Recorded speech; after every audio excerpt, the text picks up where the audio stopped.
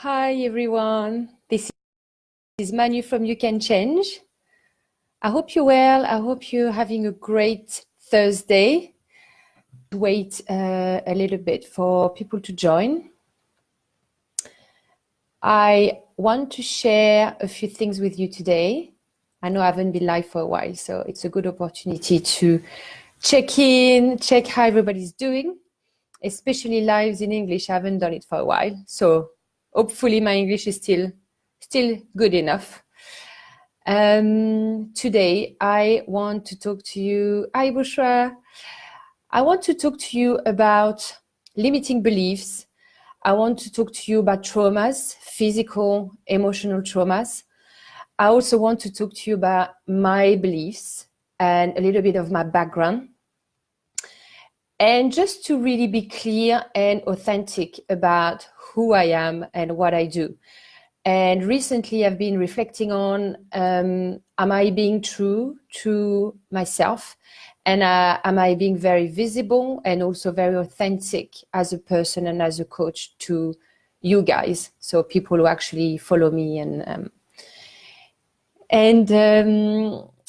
basically what came on was that everybody knows, well, some of you know, I'm a life coach. I help women, live a happier, stress-free life. I help women getting clarity, limiting beliefs, self-esteem, all that kind of stuff, which is my coaching label, if we want to call it like that. There is another side of me that is doing healing, as some of you know, but this is not something I've been really talking about because originally this was not something I was planning to do. And this is something I came across because I needed it. I will come back on that very quickly a bit later. So today I want to first talk to you about my beliefs and my background. So my religion, I was educated Catholic in France. My family is very much Catholic. They go to church regularly. And all I can say about that was I never really got anything out of my religion, even though I did the whole thing up to confirmation. I'm not sure if we call it like that in English, and going to church, praying, did all that, never really felt supported, never really felt a connection to Jesus, I never really felt any benefit in my well-being, if that makes sense.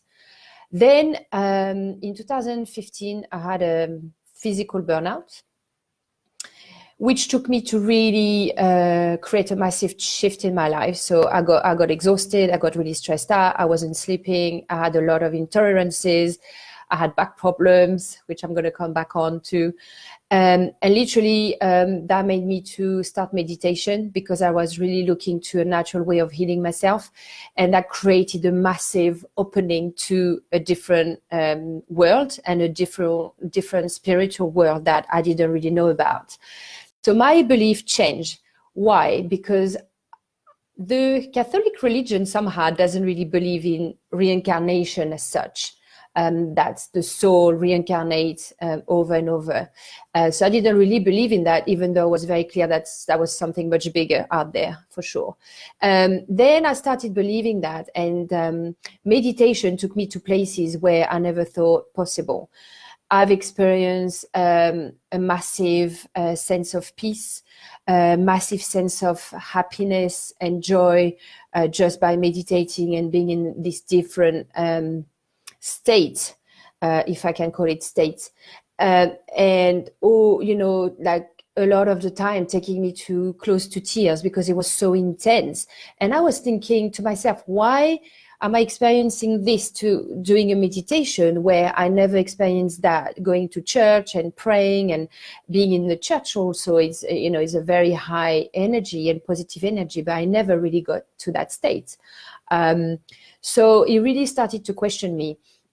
So what I'm telling you that is because I believe that in this life, so obviously as part of that, I'm also believing in, hi Maddie, hi Virginie, I'm also believing past lives. So I believe that our soul reincarnate and our soul have different lives. So what that means is that we have traumas. So we experience traumas, physical traumas, but also emotional traumas in this life today. So we've all experienced trauma in the past. We are all experiencing traumas, emotional. So that can be also, we get disappointed, we get frustrated, we make decisions, and we create beliefs and limiting beliefs that is stopping us from moving forward. We also experience physical traumas. So anything from sexual abuse to physical abuse to accident, hurt, illness, so all that kind of stuff as well. So the reason why I'm doing this video tonight is because I started this journey, this healing journey, because last year I've decided to leave London, where I used to live for probably 17 years. I had a full-time job. I was financially secure. I was independent. I had a flat. I had a great life. I had my freedom. I could go on holiday whenever, very much when I wanted. I had a great social circle. I was pretty much happy, but I was not really doing what I always wanted to do, which was helping people in coaching, which I've started 2 years ago. So I've decided that the climate wasn't really right for me. So I decided to consciously to leave London and to rebase myself in the south of France. So I made that decision to leave my job, leave my friends, leave my life, pretty much everything. But what that did is I broke all my core values by leaving the country and make that big change. So financial security is a very core value because it's a very much family ancestral value. So it's true to my parents. You have to have a job where you earn money. You have to have money in the bank. You have to invest your money, in properties, just in case. So that is very, very core. It's true as well for my grandparents. So that was very important. I've got a massive sense of value for freedom and also for friendship. So all of that was very core. But by taking that decision, I broke all those values in one go. So what happened? I was already suffering from back pain, but that back pain increased as I resigned and prepare my move to France. So what happened over 3 months is my back pain became, 2 bulge discs, and then I couldn't walk, and then I was taking morphine, and then I was taking Valium, and then it got to a point where I had to walk with crutches. So this is when I met Duke Sayer, who started the Sayer method. This is the healing technique I want to talk to you about.